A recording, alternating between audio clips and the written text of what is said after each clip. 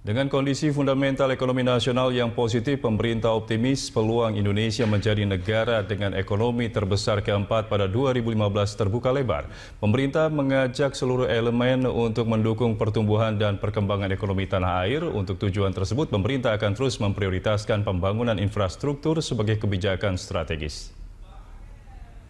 Pemerintah mempercepat pertumbuhan ekonomi lewat pembangunan infrastruktur dan industri. Lewat pembangunan ini, Indonesia akan menjadi negara dengan kekuatan ekonomi terbesar keempat di dunia.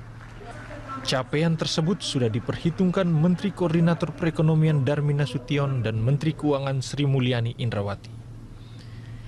Pada 2045, produk domestik bruto atau PDB mencapai 9,1 triliun dolar Amerika dengan pendapatan per kapita yang bisa mencapai 29.000 dolar. Proyeksi ini setelah mempertimbangkan jumlah penduduk Indonesia yang mencapai 309 juta dan pertumbuhan ekonomi yang berada pada level 5 hingga 6%. Pemerintah mengajak semua pihak dan seluruh elemen bangsa untuk bekerja keras dan bekerja cerdas tanpa perlu meminta kemudahan dan fasilitas privilese dari negara dan pemerintah. Sekarang ini era kompetisi, nantinya juga akan era persaingan. Jadi jangan sampai ada lagi yang namanya pengusaha-pengusaha, apalagi pengusaha muda. Saya titip ini, minta fasilitas. Jangan minta ke saya hal-hal seperti itu. Mazhab saya adalah mazhab persaingan. Tapi memberikan ruang, memberikan peluang kepada yang muda-muda. Itu yang ingin saya lakukan. Pemerintah akan fokus mendongkrak pertumbuhan ekonomi lewat pembangunan infrastruktur dan industri. Pembangunan infrastruktur harus menjadi fokus pembangunan berkelanjutan untuk menurunkan biaya logistik dengan semakin mudahnya keterjangkau. Pemerintah juga akan menggenjot industri pengolahan agar tidak ada lagi ekspor barang mentah, serta pengembangan industri jasa seperti sektor pariwisata, media, dan kuliner. Aditya Warman, Rianto, Berita 1, Jakarta. Dalam satu dekade terakhir, pertumbuhan ekonomi Indonesia relatif cukup tinggi, terutama di tengah ketidakpastian ekonomi global yang berkepanjangan. Secara konsisten, pertumbuhan ekonomi Indonesia bisa berada pada kisaran 5 hingga 6%. Tahun lalu, pertumbuhan Indonesia berada pada level 5,02 atau ketiga tertinggi setelah Tiongkok dan India. Menteri Keuangan Sri Mulyani mengatakan konsistensi pertumbuhan tidak terlepas dari peranan populasi penduduk Indonesia yang sangat besar sehingga mampu menopang sumber pertumbuhan dari dalam negeri. Juga ada investasi dan pada waktu-waktu tertentu government spending sebagai bantalan atau mengcounter suatu siklus pertumbuhan ekonomi yang melemah. Dan agar domestic demand terus terjaga, pemerintah terus menjaga konsumsi dari berbagai aspek dan investasi, yaitu ease of doing business. Kendati demikian, gerakan urbanisasi harus dikendalikan secara rasional dan baik, sebab saat ini pertumbuhan populasi perkotaan Indonesia tumbuh hingga 4,1%. Jumlah populasi urban Indonesia saat ini adalah 52% dan diperkirakan akan meningkat menjadi 68%.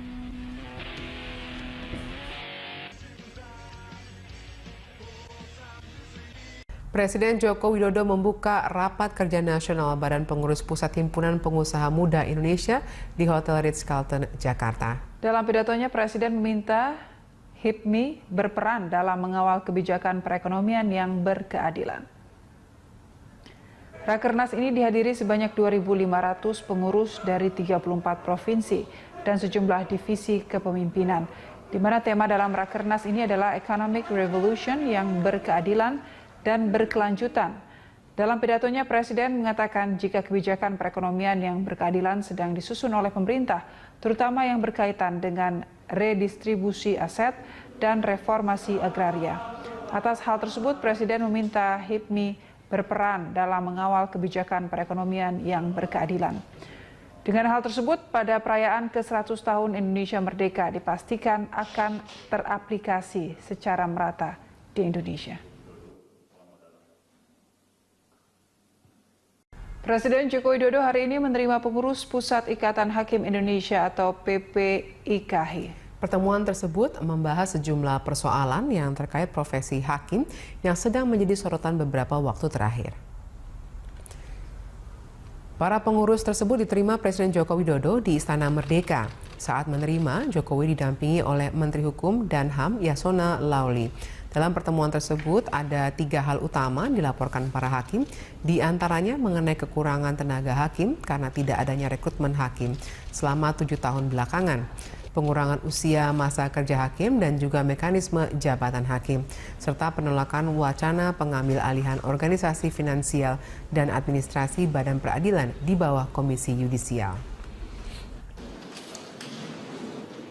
Saya sudah sampaikan tadi bahwa Pak Presiden bukan hanya hakim tetapi semua aparatur hukum hendaknya membenahi diri, membenahi diri dalam arti dalam melaksanakan tugasnya itu harus berhati-hati sesuai dengan tugas dan tanggung jawabnya masing-masing. Nah, Mahkamah Agung sudah mengeluarkan 3 peraturan Mahkamah Agung tahun 2016 yaitu nomor 7, nomor 8 dan nomor 9. Peraturan Mahkamah Agung. Nomor 7 itu adalah menyangkut masalah disiplin hakim.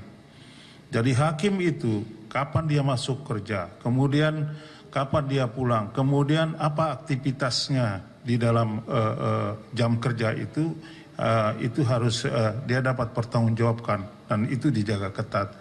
Kemudian Perma nomor 8 itu mengenai tanggung jawab atasan langsung. Jadi atasan langsung kalau stafnya itu, anak buahnya itu bersalah, dia harus jatuhkan sanksi sesuai dengan ketentuan berlaku. Kalau tidak dijatuhkan sanksi, maka dia yang kena sanksi.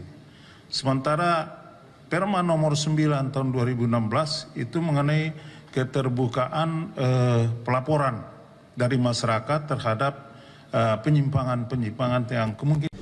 Kementerian Kelautan dan Perikanan bekerja sama dengan dunia internasional untuk menerbitkan menertibkan peraturan menteri di industri perikanan. Hal ini berkaca dari apa yang terjadi terhadap ABK Benjina dengan budak yang kerja di kapal Kamboja, Laos, Myanmar, dan Thailand.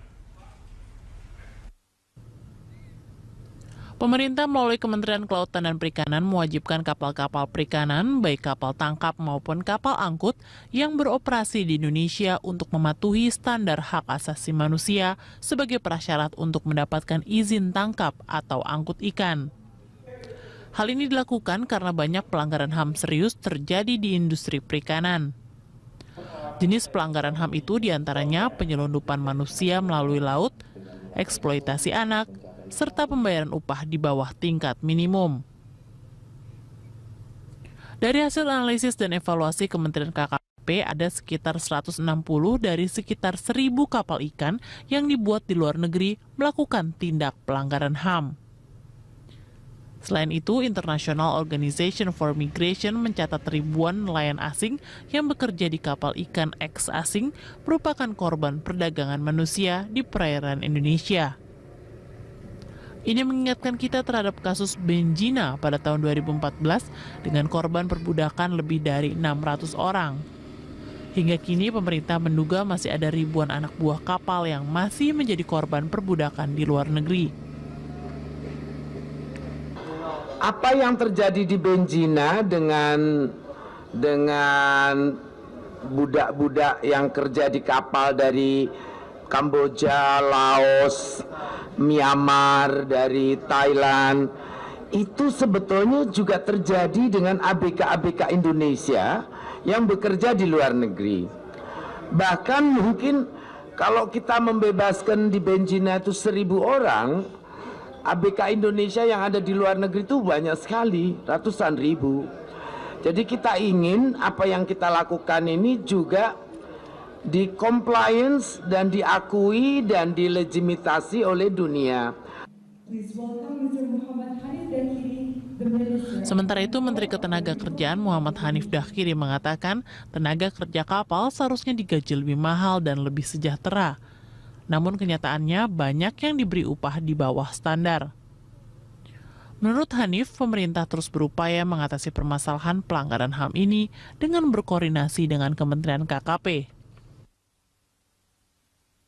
Memang ini dua fenomena yang sampai hari ini terus terang masih menjadi problem dari kita, di mana para ABK kita ini bekerja dalam kondisi yang sangat buruk, jam kerjanya juga tidak standar, upahnya sangat rendah, padahal mestinya di kapal itu upahnya harusnya lebih baik, dan lain sebagainya. Intinya kalau kita menggunakan standar ketenaga kerjaan itu banyak sekali standar ketenaga kerjaan yang tidak masuk di sana.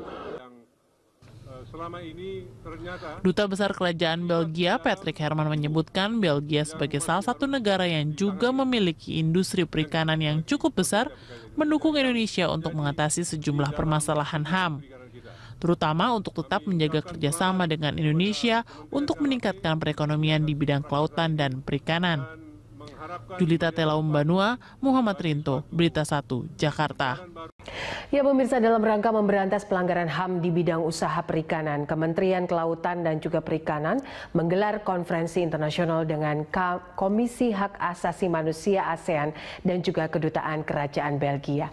Untuk mengetahui bagaimana jalannya pertemuan itu, kita langsung saja bergabung dengan rekan saya, ada reporter Julita Telaum Banua dan juru kamera Muhammad Rinto langsung dari Kementerian Kelautan dan Perikanan. Ya, Julita, apa saja yang menjadi fokus pembahasan dari pertemuan itu?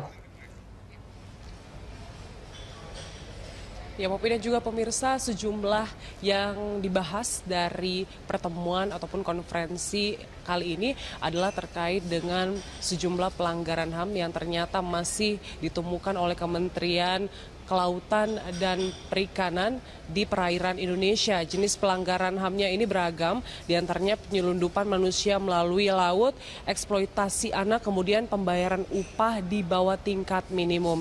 Dan dari hasil analisis dan evaluasi Kementerian KKP ini ada sekitar 160 dari sekitar 1.000 kapal ikan yang dibuat di luar negeri ini melakukan tindak pelanggaran HAM. Selain itu juga International Organization for Migration mencatat ribuan nelayan asing yang bekerja di kapal ikan eks asing juga merupakan korban perdagangan manusia di perairan Indonesia. Ini kita diingatkan terkait dengan beberapa kasus yang terjadi di Indonesia ini di Benjina pada tahun 2014, pemirsa, dengan korban perbudakan lebih dari 600 orang. Kemudian di Ambon ini lebih dari 300 orang. Jadi memang melalui konferensi internasional ini KKP ingin kembali menegaskan dan mengukuhkan peraturan-peraturan pemerintah yang telah dibuat untuk mencegah dan juga mengatasi pelanggaran HAM di industri perikanan Indonesia. Konferensi ini juga didukung oleh Kedutaan Kerajaan Belgia, di mana tadi Duta Besar Patrick Herman menyebutkan Belgia sebagai salah satu negara yang juga memiliki industri perikanan yang cukup besar di dunia ini mendukung Indonesia untuk mengatasi sejumlah permasalahan HAM yang ada di Indonesia yang terjadi selama ini. Dan juga tujuannya adalah untuk tetap menjaga kerjasama dengan Indonesia terkait dengan peningkatan perekonomian di bidang kelautan dan juga perikanan. Dan konferensi ini juga turut dihadiri dan didukung oleh Kementerian Ketenagakerjaan, dan tadi ada Menteri Tenaga Kerja Muhammad Hanif Dakiri yang turut datang dalam acara ini. Popi. Lalu apa harapan dari semua pihak yang hadir, baik dari Belgia dan juga Indonesia, terkait dengan konferensi yang diadakan pada hari ini? Ya, tentunya semua pihak ini mendukung Kementerian KKP dan juga Kementerian Ketenagakerjaan untuk dapat menegakkan peraturan-peraturan yang telah berlaku sejak beberapa tahun lalu. Ini sejak tahun 2015 sudah ada peraturan menteri, dan juga yang terbaru adalah peraturan nomor 2 tahun 2017 ini yang menjadi peraturan pertama di Indonesia yang mendorong pelaksanaan penghormatan hak asasi manusia yang diatur dalam United Nations Guiding Principles on Business and Human Rights. Kemudian juga yang sudah kita ketahui bekerja sejak tahun 2015 yakni Satgas 115 yang dibentuk oleh Kementerian Kelautan dan Perikanan yang ini secara langsung mengawasi penangkapan ikan secara ilegal di perairan Indonesia. Dan berikut pernyataan dari Menteri KKP Susi Puji Astuti. Yang telah kita lakukan menerbitkan peraturan menteri tentang perlindungan hak asasi manusia di bidang usaha perikanan, industri perikanan, baik tangkap, tambak maupun lainnya. Jadi Intinya kita bekerja sama juga dengan dunia internasional. Kenapa kita anggap ini sangat penting? Karena apa yang terjadi di Benjina dengan budak-budak yang kerja di kapal dari Kamboja, Laos, Myanmar, dari Thailand, itu sebetulnya juga terjadi dengan ABK-ABK Indonesia yang bekerja di luar negeri. Bahkan mungkin kalau kita membebaskan di Benjina itu 1.000 orang, ABK Indonesia yang ada di luar negeri itu banyak sekali, ratusan ribu. Jadi kita ingin apa yang kita lakukan ini juga di compliance dan diakui dan dilegitimasi oleh dunia. Ya, terima kasih Julita Telambanua. Aliran masuk modal asing yang mayoritas untuk investasi jangka panjang diprediksi terus bertambah tahun ini. Hal ini didukung menguatnya pertumbuhan ekonomi, membaiknya iklim investasi, dan meningkatnya kepercayaan investor. Kepala Ekonom PT Bank Sentral Asia Tbk David Sumual mengatakan investasi asing langsung maupun portofolio diperkirakan naik 10% hingga 14% seiring proyeksi akselerasi pertumbuhan ekonomi ke level 5,1% hingga 5,4% dibanding realisasi tahun lalu 5,02%. Tahun 2016, Bank Indonesia mencatat investasi asing yang mayoritas berjangka panjang di tanah air meningkat pesat. Demikian pula investasi orang Indonesia di luar negeri melonjak. Investasi langsung asing atau Foreign Direct Investment tahun lalu tumbuh sekitar 9%. Foreign Direct Investment tahun ini diharapkan meningkat untuk menopang akselerasi pertumbuhan ekonomi dan laju sektor real.